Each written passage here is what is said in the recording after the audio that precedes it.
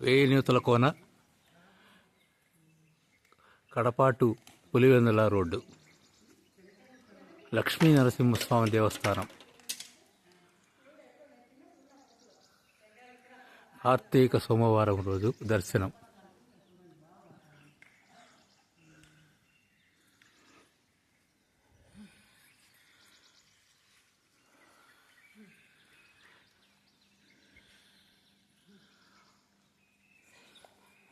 ప్రాచీన దేవాలయం, ధ్వజస్తంభం.